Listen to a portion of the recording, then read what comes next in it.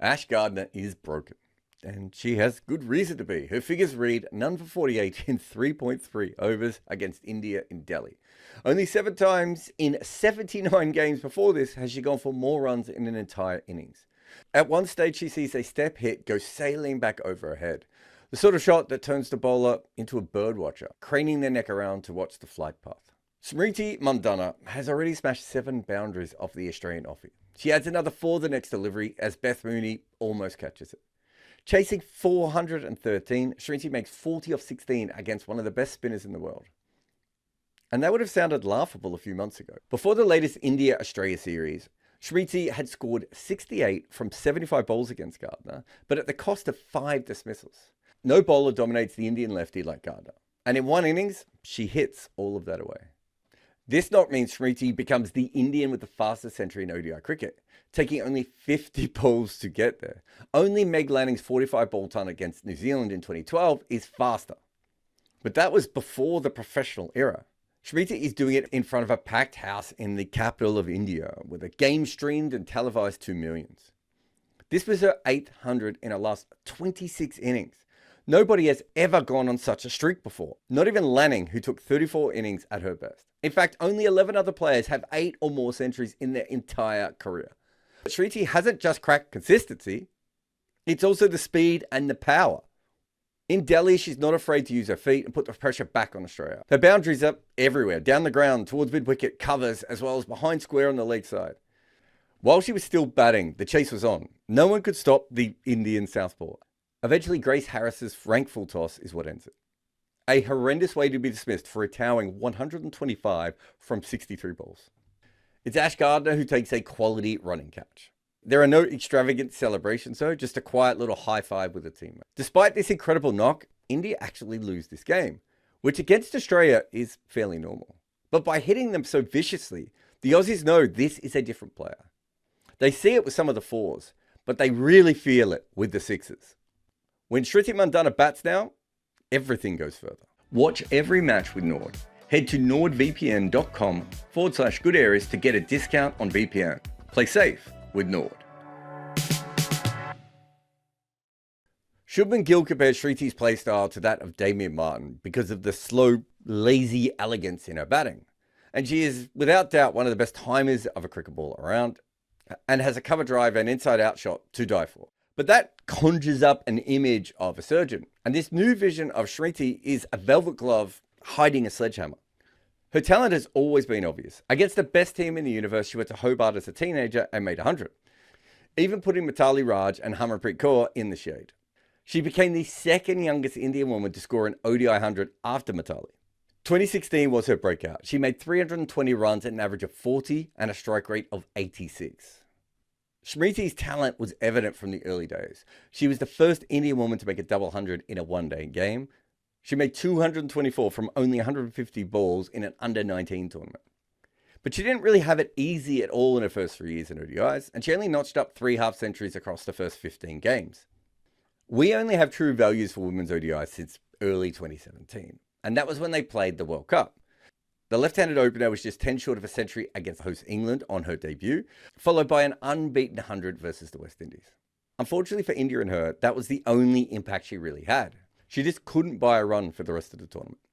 But she followed that up with a couple of just insane years. She had a true average of nearly 26 and a true strike rate of 32, a peak very similar to her current run. But the big difference between then and now is if she makes a 50, she can now double it. Before, she had 13 scores above 50 from 19 innings, but only 2 of those were 100s. The last 14 times she made a half century, 8 times she went on to make the 100. When she gets in now, it's a long one. The other 2 players in her cluster in the early peak period were Meg Lanning and Sophie Devine. Consistent batters who do not trade runs for strike rate, which means she's a very different kind of player from Mitali or Elise Perry, who are more anchors, or Lizelle Lee and Chloe Tyron, who were hitters. She was good, but not an outlier for the next couple of years. A quality player, but not making a huge impact. However, what we've witnessed since the start of 2024 is absolutely magical. Only 4 batters have a better true average, and only 2 with a better true strike rate. Hayley Matthews is one of her nearest neighbours, but she hasn't faced as many good teams because the West Indies have been playing a lot of qualifiers. I mean, either way, these are the top two batters in terms of overall records at the start of the year, but Smriti has done it against the best bowlers. This is a new level, one that few players have ever reached. And she's done one of those incredible things where she's improved against both pace and spin. She's scoring faster and staying in for longer while doing so. It's far more stark when you look at her just against pace, but she also used to get dismissed quite a bit by the spinners, and now she's not, well, still scoring quicker. And she's also doing this while scoring quicker in the first 10 overs than she's ever done before. And one of the reasons she's doing so well is she just doesn't go out in the power play anymore. She's actually slowed down just a little bit. She used to be quicker, so she's getting set and then going boom, because it's the uptick after the power play that is most notable. She's just optimizing her being set, and teams don't know what to do. And if she slows down, it seems intentional. Her pattern for the first 30 balls is actually quite similar in all three time durations. Slow down a bit after the first 10, then amp it up again for 20 to 30. The rise is just more pronounced now, and it's usually when she would be at the end of the power play or start of the middle overs. From 2017 to 2019, it was more of a linear increase, whereas now, after that 30 ball period, she slows down a little bit. But it's still from a position of a really high scoring rate all the way through. And quite often by this stage, because she's already got so many runs, the game or the innings is completely under her control. I mean, Smriti has gears, and she uses them. Beforehand, she used to just default to anchor in the first innings.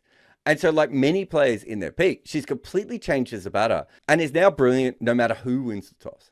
Since 2021, her dot ball percentage has just consistently gotten better. Less than 50 for an opener is a pretty solid mark, since obviously you tend to face more dots in the first 10 overs than the innings. And in women's cricket, those fielders are just so close. But it's really the boundaries we want to focus on.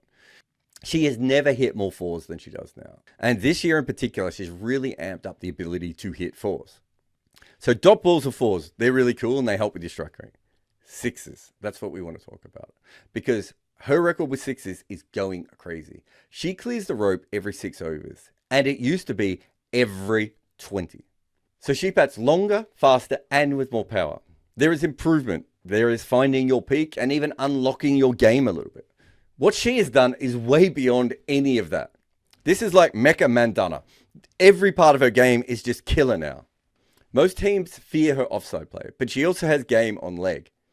Cricket and Stuff's Harry Gavin did a great piece about her evolution as a T20 batter. And one of the things they kept going on about was how good she was at playing her pull. I mean, she can really score everywhere, forever, at pace. Smriti hasn't made much of this World Cup yet. The last edition in 2022, she was India's top scorer, but not with much power or impact. She is an entirely different beast now. At her best, she is the difference between past scores and India winning this World Cup. That night against Australia, Gardner saw her coming and chucked the ball wide outside of stump, with the idea that it would spin even further away. Smriti was too leg side of it, but she was committed to the bit, so she elegantly destroyed the ball, like a nuclear bomb painted by Frida Kahlo. A stretch, lofted cover drive over the fence. Smriti Mandhana hits sixes now. Australia and everyone else knows it. Are you as chronically online as Moses Enriquez? Then here's another video for you. Or if you also like books and stuff, you can buy my new one on the art of batting. If you loved this video, hit the bell icon to be notified for more.